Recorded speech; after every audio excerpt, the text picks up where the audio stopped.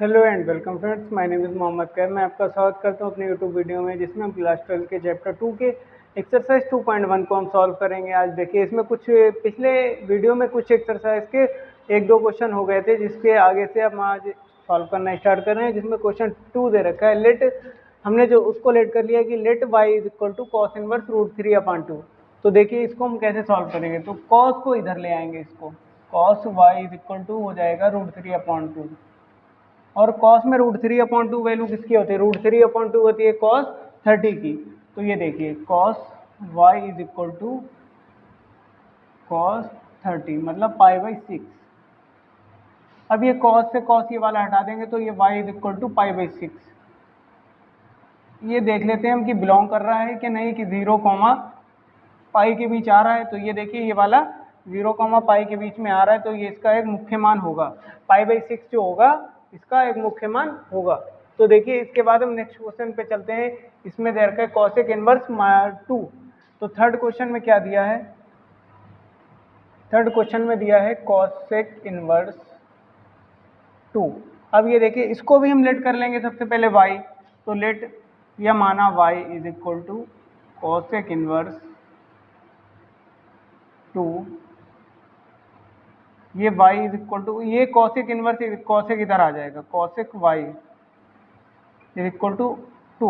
अब ये 2 value cosec में कितने की होती है? वो भी 30 की होती है। तो ये हो जाएगा कॉसेक पाई/6। ये कॉसेक y है। ये कॉसेक से ये वाला कॉसेक हटा देंगे, ये y इज इक्वल टू पाई/6। और ये पाई/6 हमारा इसका मुख्य मान है कि नहीं है, इसके लिए हम इसकी जो सीमा होती है, जो कॉसेक किसके बीच में डिफाइन होता है, उसको हम देख।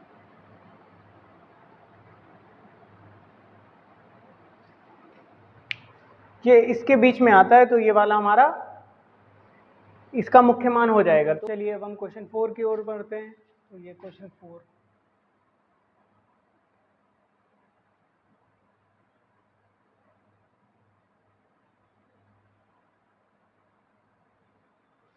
क्वेश्चन नंबर 4 हमारा दे रखा है। इसको हम लेट कर लेते हैं y, या माना y is equal to 10 inverse minus का root 3।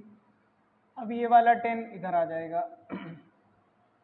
10y is equal to root 3 minus का, तो ये 10y इज इक्वल टू -10 पाई/3। मतलब 1060 की वैल्यू जो होती है वो हमारी रूट 3 होती है। और हमें पता है कि 10 minus theta minus tan theta होता है।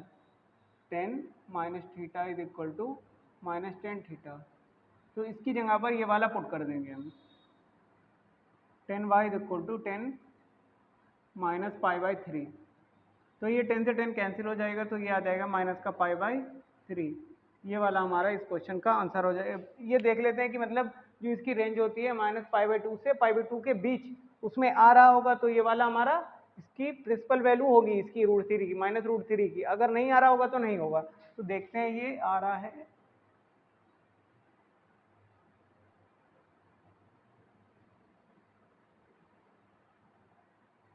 ये -पाई/2 से +पाई/2 के बीच में आ रहा है, मतलब इनके बीच ही आ रहा है, क्योंकि -पाई/3 मतलब -60 डिग्री। तो ये -60 -90 के बाद में आएगा, -90 से पहले आएगा, इसलिए ये वाला इसका मुख्य मान हो गया। किसकी प्रिंसिपल वैल्यू? तो -√3 की प्रिंसिपल वैल्यू है। अब हम क्वेश्चन नंबर 5 को सॉल्व करते हैं। देखिए, ये क्वेश्चन नंबर 5 हमें दे रखा है कॉस इनवर्स -1/2। तो इसमें देखिए हमारा, इसको हम लेट कर लेते हैं, माना y equal to cos inverse -1/2। तो ये क्या हो जाएगा? Cos y is equal to 1/2 minus का, और ये -1/2। ये पहले हम देखते हैं, cos y is equal to minus cos 60 की वैल्यू 1/2 होती है, मतलब पाई/3। तो अब हम देखते हैं कॉस कितना जो होता है, माइनस थीटा जो होता है, वो हमारा माइनस कॉस थीटा होता है। कॉस 180 माइनस थीटा जो हमारा होता है, वही कॉस थीटा रहता है। तो देखते हैं इधर,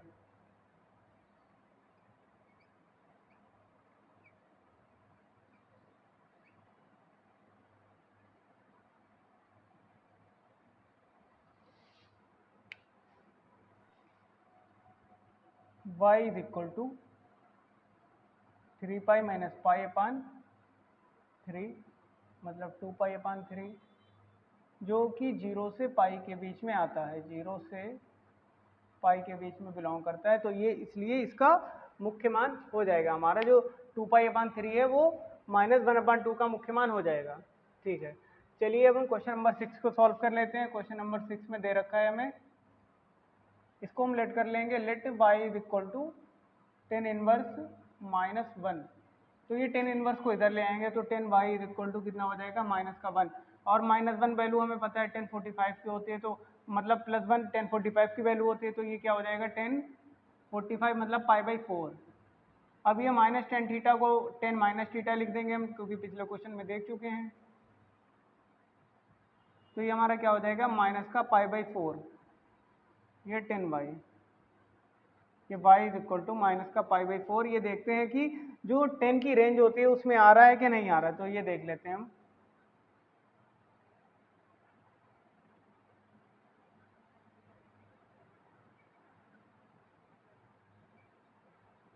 ये -π/2 से +π/2 के बीच आ रहा है, ये इसलिए इसका मुख्य मान होगा। क्वेश्चन नंबर 7 में मैं दे रखा है कि y इज इक्वल टू, हमने लेट कर लिया कि y is equal to sec inverse 2/√3, मतलब ये क्वेश्चन है 2/√3, सेक इनवर्स 2/√3, इसको हमने पहले से y लेट कर लिया है। अब हम इसको सॉल्व करते हैं। चलिए इसमें सेक को इधर ले आते हैं, सेक y इज इक्वल टू 2/√3। अब 2/√3 सेक में कितने की वैल्यू होती है, √3/2 जो होती है कॉस में 60 की होती है, इसमें 60 की होगी। 2/√3 ये उसका उल्टा होता है, ये सेक 2π/3,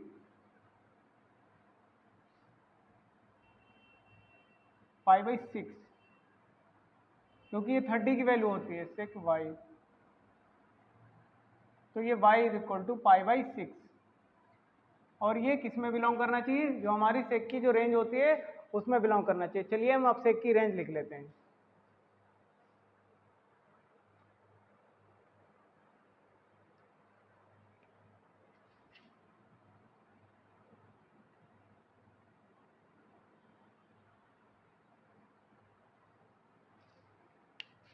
-0 से पाई माइनस π/2, ये इसकी रेंज होती है। π/2 इससे माइनस कर दें तो ये π/6 जो है इसमें 0 से पाई के बीच में आ रहा है, ये इसलिए इसका मुख्य मान होगा था -2 अपान वो π/6 2/√3 का मुख्य मान है।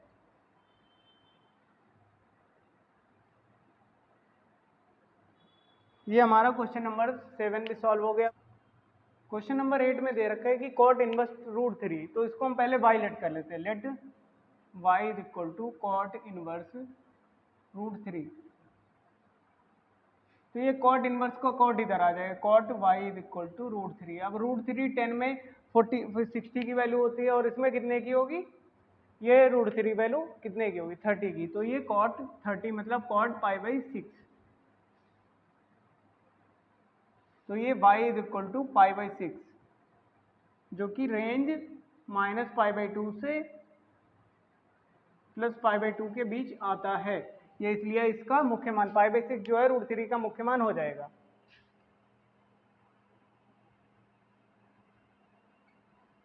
थ्री का मुख्य मान है। ये सारे हमारे 9 क्वेश्चन, 8 क्वेश्चंस कंप्लीट हो गए। अब क्वेश्चन नंबर 9 हमें दे रखा है, जिसको हमने लिट पहले से मान लिया है कि y बराबर कॉस इनवर्स -1/√2। तो चलिए इसके कॉस इनवर्स को इधर लाएंगे, तो ये कॉस y हो जाएगा, cos y is equal to -1/√2। अब -1 को हम बाहर रहने देते हैं, 1/√2 कॉस में वैल्यू होती है π/4 की, माइनस कॉस π/4। तो अब हमें पता है कि कॉस में माइनस कब होता है, माइनस कॉस कब हो जाता है, कॉस 180 माइनस थीटा मतलब पाई माइनस थीटा, तो कॉस थीटा ही रहता है। तो इसको हम लिख देंगे कॉस 180 माइनस थीटा मतलब पाई माइनस π/4। तो चलिए यहाँ से ये y इज इक्वल टू हो जाएगा 4π माइनस π/4 मतलब 3π/4, जो कि 0 से पाई के बीच में आता है। तो चलिए देख लेते हैं, बिलोंग्स टू 0 से पाई। तो ये हमारा क्या हो जाएगा, ये इसका मुख्य मान 3π/4 जो है हमारा -1/√2 का मुख्य मान है। अब क्वेश्चन नंबर 10 हमें एक जो क्वेश्चन 10 है वो उसको सॉल्व करते हैं। क्वेश्चन 10 में दे रखा है कि कॉसेक इनवर्स -√2 मान लेते हैं minus y is equal to cosec inverse minus का √2। तो चलिए देखते हैं इसमें कि y क्या हो जाएगा। कॉसेक y इक्वल टू होता है -√2। अब -√2 कॉसेक में वैल्यू कितनी होती है, सिर्फ √2 वैल्यू देखेंगे हम कॉसेक में कितने की होती है। कॉसेक में ये होती है π/4 की, माइनस कॉसेक π/4। अब ये देखिए यहाँ से माइनस आ रहा है, इस माइनस को हम अंदर लगाने, क्योंकि cosec minus theta minus cosec theta होता है। तो हमारा क्या हो जाएगा, ये कॉसेक माइनस π/4, ये कॉसेक y है। तो ये y बराबर हमारा क्या हो जाएगा, y is equal to minus का π/4, जो कि बिलोंग करता है -π/2 से π/2 के बीच में। तो ये इसका मुख्य मान हो जाएगा, किसका, ये -√2 का मुख्य मान ही हो जाएगा। इसमें क्वेश्चन 10 तक कंप्लीट हो चुके हैं। अब आगे बढ़ते हैं। क्वेश्चन नंबर 11 हमें दे रखा है कि tan inverse 1 cos inverse -1/2 sin plus sine inverse -1/2 इसकी वैल्यू हमें फाइंड करना है, इसका भी मुख्य मान फाइंड करना है। चलिए देखते हैं इसको हम। सबसे पहले इसमें क्या करना होगा, इनको तीनों को सॉल्व कर लेंगे। हम इनको अलग अलग सॉल्व करते हैं। इसको हम y मान के सॉल्व करेंगे। Let y is equal to tan inverse 1। tan inverse 1 की वैल्यू क्या होगी, tan y is equal to, तो ये क्या हो जाएगा हमारा 10, ये 1 हो जाएगा। और ये वैल्यू होती है 1045 मतलब π/4। 10y इज इक्वल टू 1045, ये y इज इक्वल टू 45 आ गया हमारा π/4। ये एक वैल्यू हमारी फाइंड हो गई। अब इसमें इसको हम y1 मान के सॉल्व कर लेते हैं। cos इनवर्स -1/2, ये वाला cos इधर आ जाएगा। cos y1 is equal to -1/2। 1/2 cos में वैल्यू होती है 60 की, माइनस कॉस 60 मतलब π/3। ये माइनस कॉस थीटा तो होता ही नहीं है, plus cos theta, plus cos theta होता है। ये माइनस, हम 180 माइनस थीटा इसको लिख सकते हैं, कॉस पाई माइनस π/3। तो ये क्या आ जाएगा हमारा, कॉस 2π/3 कॉस y1। तो ये y1 बराबर क्या आ जाएगा हमारा, 2π/3। अब इसको हम y2 मान के सॉल्व करते हैं। तो y2 इज इक्वल टू क्या हो जाएगा, साइन इनवर्स -1/2। तो ये क्या हो जाएगा, साइन y2 ये -1/2 मतलब साइन π/6। पाई 30 की वैल्यू 1/2 होती है। तो ये वाला हमारा साइन माइनस थीटा, इसको हम लिख देंगे -π/6 और ये y2। तो y2 की वैल्यू क्या आ गई हमारी, -π/6। तो ये वैल्यूज हम इसमें एक साथ सब में रख देंगे। इसको हम देखते हैं अब ये। तो ये tan इनवर्स 1 cos इनवर्स -1/2 और प्लस साइन इनवर्स -1/2, इसमें हम वैल्यूज रखेंगे। तो देखिए tan इनवर्स 1 क्या होता है, tan इनवर्स 1 आया हमारा π/4, ये वाला हमारा आया 2π/3, ये क्या आया हमारा माइनस का π/6। तो इनको हम ऐड करेंगे अब हम। तो ये ऐड करने पर इसका एलसीएम हो जाएगा 6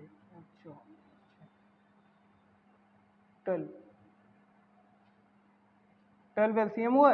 इसमें इधर मल्टीप्लाई हो जाएगी 3π, ये हो जाएगी 4 to the 8π और ये हो जाएगा -π, ये हो जाएगा हमारा 2π। ये देखिए यहाँ से 3 और 8 11 हो गए और ये -2 9π हो गया, 9π/12। ये 3 से कट जाएगा, 3 3 द 9, 3 4 द 12। तो 3π/4 इसका आंसर हो गया हमारा।